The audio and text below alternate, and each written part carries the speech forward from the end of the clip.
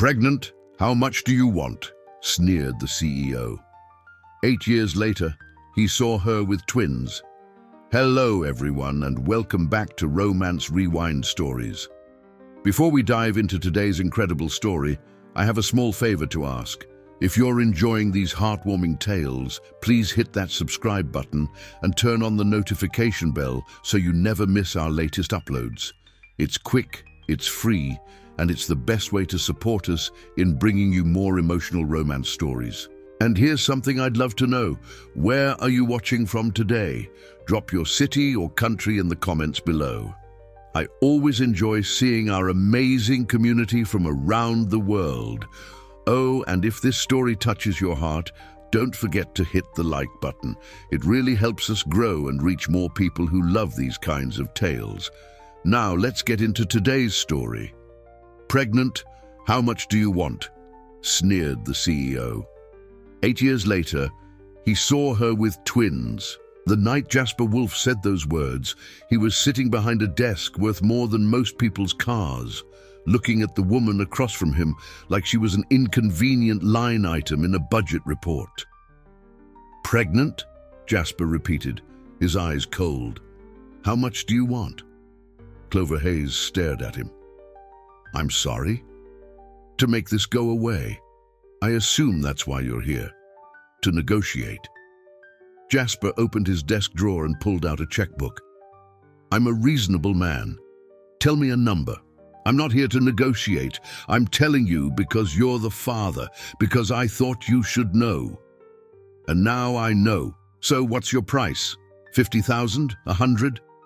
Jasper's pen hovered over the checkbook. I'll be generous. You sign an NDA, take the money, handle this problem, and we never have to have this conversation again.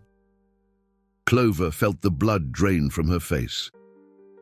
You think this is a problem to be handled? I think unplanned pregnancies with women I've dated briefly are exactly that, yes. Clover, we dated for 2 months. I was clear from the beginning that I don't do commitments, children especially, so whatever this is, he gestured vaguely at her, it needs to be resolved efficiently. Resolved efficiently. Clover stood up slowly, her legs shaking but her spine straight. You want to write a check to make your own child disappear. I want to reach a solution that works for both of us. The check is me being generous. Keep your check, Jasper. Clover's voice was remarkably steady, considering her heart was shattering. I don't want your money. I don't want anything from a man who looks at a pregnancy and immediately asks how much it costs to make it go away. Don't be naive. You're a kindergarten teacher. Children are expensive. I'll figure it out. Goodbye, Jasper. If you walk out that door without taking the money, I won't offer again. Good. Clover opened his office door. Don't worry. You won't hear from me again. I promise. She kept that promise. Clover moved from Seattle to her grandmother's house in Portland that weekend. She never contacted Jasper again. She found out 3 weeks later that she was carrying twins. She called it the most terrifying and most wonderful moment of her life simultaneously. Over the following 8 years, Clover built a life she was genuinely proud of. She finished her master's degree in education while pregnant, online courses, late nights, fierce determination. She started teaching first grade at a school that loved her. She raised her twins, a boy and a girl she named Cedar and Wren, with her grandmother's help until her grandmother passed, then with the support of a community she'd built through pure force of will. She didn't date, didn't have time. Cedar and Wren were her entire world. 8 years after walking out of Jasper's office, Clover was at a school fundraising gala in Portland, a major annual event that attracted donors from across the Pacific Northwest.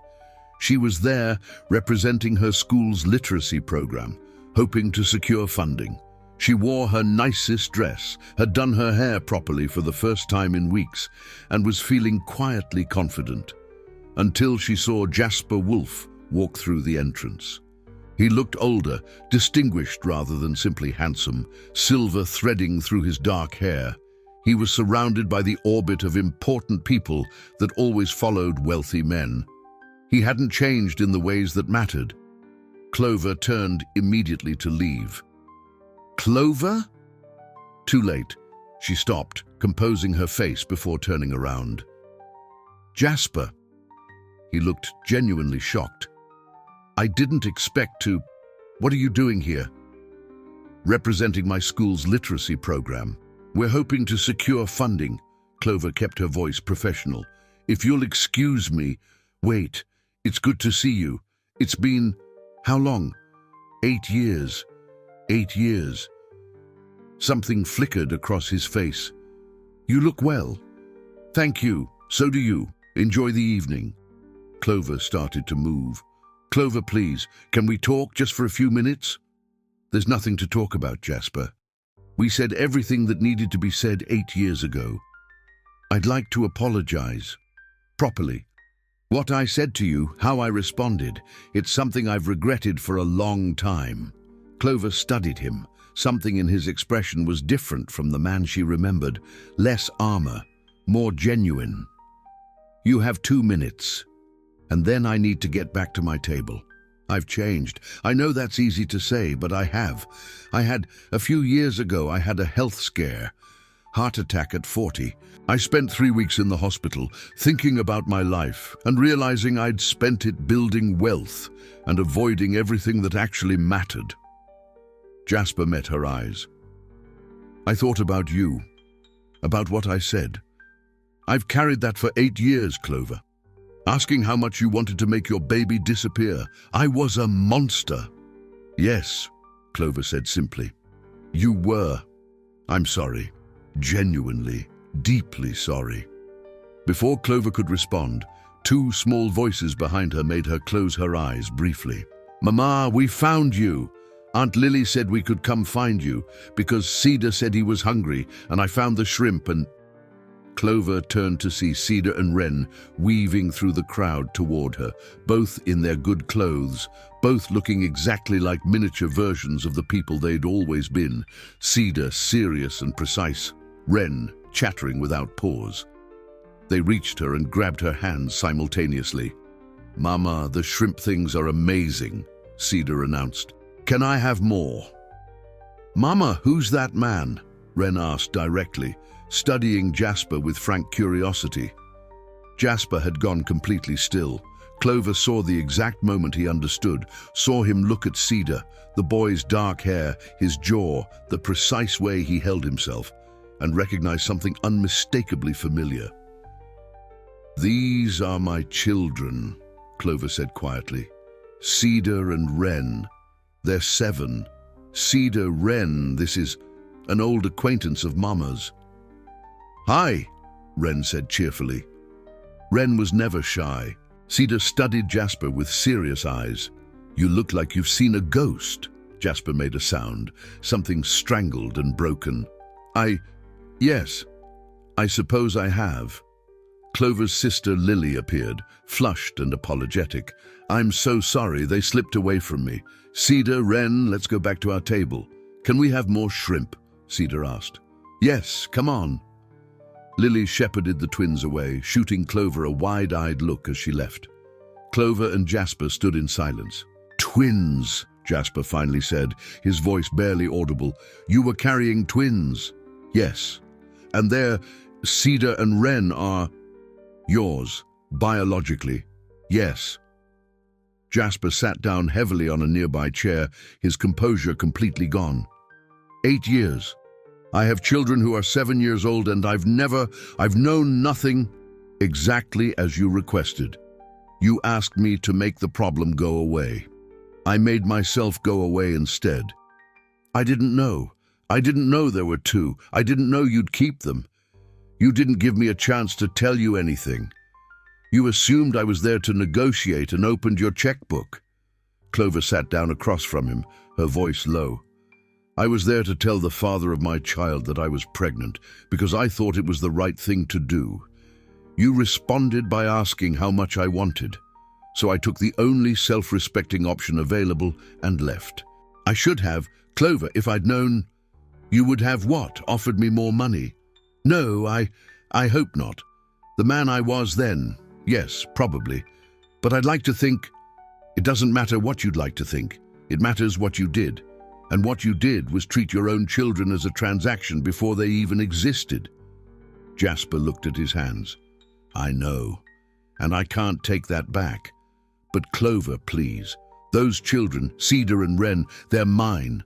I've missed 7 years. I know I don't deserve to know them, but please, don't make promises you can't keep, Clover interrupted quietly.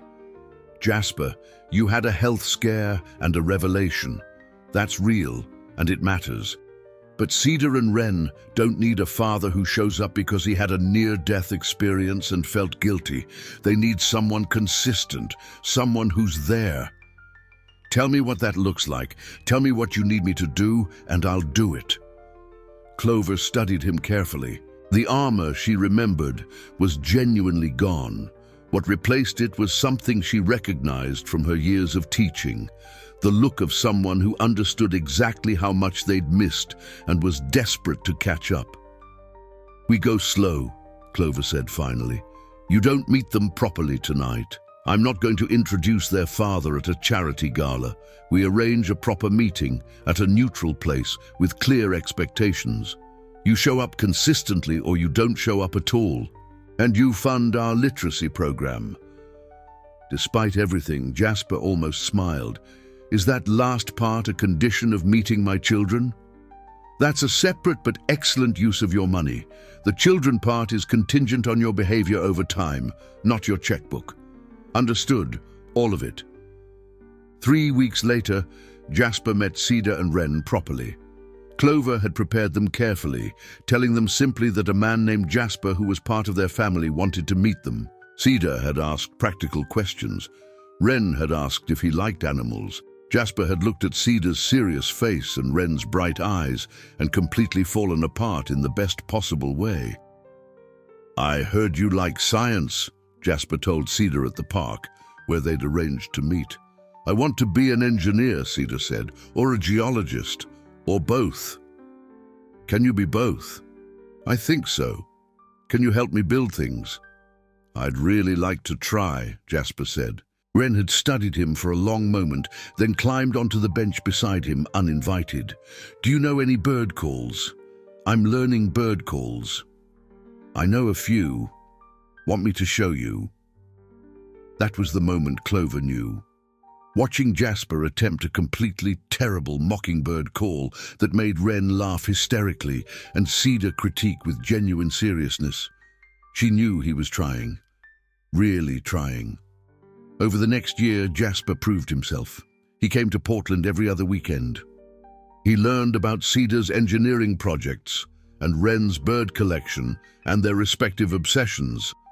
He showed up to their school play where Cedar was a tree and Wren was, memorably, a very enthusiastic cloud. He funded the literacy program. He also quietly covered Cedar and Wren's college funds, their activity fees, their anything, not to buy his way in, but because he could and because it mattered. Slowly, Clover let her guard down. Not romantically. The hurt from 8 years ago was real and deep, but she saw who Jasper was becoming, and it was different from the man she'd known. 1 year after their reunion, Jasper asked Clover to dinner. Just them. I want to apologize properly, he said, not in the middle of a charity event with your children running toward you. Properly. They sat across from each other at a quiet restaurant, and Jasper said everything he should have said years ago. About his fear of vulnerability, about his father, who taught him love was transactional, about the heart attack that had stripped everything away and left him confronting who he actually was. I looked at a woman telling me she was pregnant, and I saw a liability, Jasper said. I'm ashamed of that. I'm ashamed of who I was. Shame isn't useful, Clover said. Action is. Then let me keep taking action. Clover, I'm in love with you. I was probably in love with you 8 years ago and too broken to understand what that meant. I want to build something real, not just co-parenting. Together. Jasper, I know I have no right to ask, but I'm asking anyway. Clover looked at the man across from her, not the cold CEO with the checkbook, but the man who'd learned a terrible bird call to make her daughter laugh. Okay, we try. Slowly. 1 year later, Jasper proposed in Clover's backyard, while Cedar and Wren ate popsicles and pretended not to watch. I asked how much you wanted once, Jasper said on one knee. The answer I should have been looking for wasn't a number. It was a life, our life. Clover, will you marry me? Say yes, Mama, Cedar said, without looking up from his popsicle. Obviously say yes, Wren added. Yes, Clover said. Ridiculous, changed man. Yes. They got married 6 months later. Cedar walked his mother down the aisle with grave seriousness. Wren scattered flower petals with wild enthusiasm. During his vows, Jasper said, 8 years ago, I asked the wrong question. I asked how much you wanted to make a problem disappear. The right question, the one I should have asked, was how much do I want to be worthy of this woman and these children? The answer is everything I have, every day, for the rest of my life. During her vows, Clover said, you were the worst version of yourself when we first met, and then you became the best. That transformation didn't happen for me or for Cedar and Wren. It happened because you chose it. That's what I love most. You chose to be better when nobody was making you. That's the man I'm marrying. Because sometimes the cruelest moments reveal the people who have the furthest to grow. Sometimes the CEO who sneers about how much it will cost to make a pregnancy disappear spends 8 years haunted by that question. And sometimes the woman who walked out with her dignity and her twins becomes the reason a man finally understands that love was never a transaction. It was always the only currency that mattered. And that's where our story ends today. What did you think? Did Jasper and Clover's story of 8 years, twin surprises, and hard-won redemption touch your heart? Let us know in the comments. Don't forget to subscribe, hit that notification bell, and give us a thumbs up.